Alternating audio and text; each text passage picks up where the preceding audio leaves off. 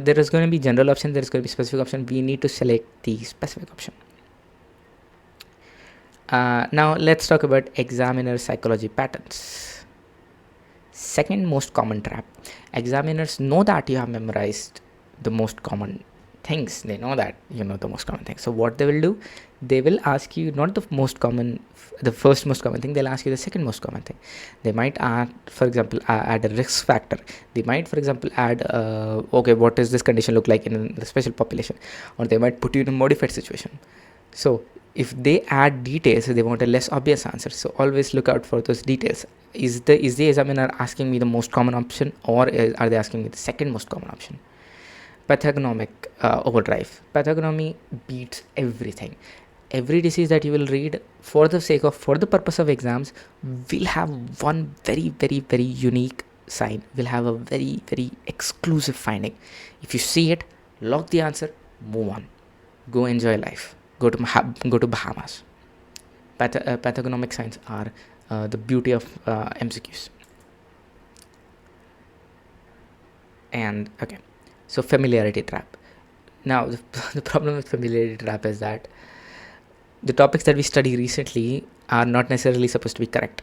They might seem emotionally attractive, they might sound right, but the problem is we love recent memory, but examiners exploit that. We have to make sure that we are not picking an option just because it sounds very familiar. Now, two-part option pattern. A lot of the questions will have, for example, like two parts to an option, a compound option, which is like a plus b. If one part is wrong, the whole option is wrong. And if what that means is, like out of four options, for example, if you're given four options, a plus b and b plus c, something like that.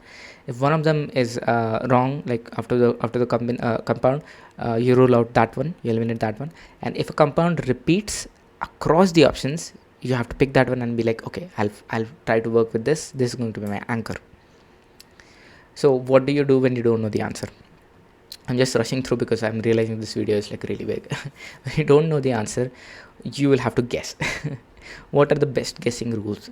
You have to pick the more common option, you have to pick the more safer option, you have to pick the more guideline aligned option, and you have to pick the more conservative option. That is, you have to make sure that you don't pick the zebra, you have to pick the horses. Never pick exotic options unless clearly indicated. And now, very important point, you have to trust your instinct. First pass intuition. You look at the options, you look at the question, you do all the things that we discussed, and your first intuition, the answer that you get, pick that one. You only change if logic appears. You don't change for the vibes. You trust yourself. Now, changing option emotionally worsen scores, because you're like, maybe what if this is the other option is correct. Don't do that. You need to have faith in yourself. That faith is going to take you far away.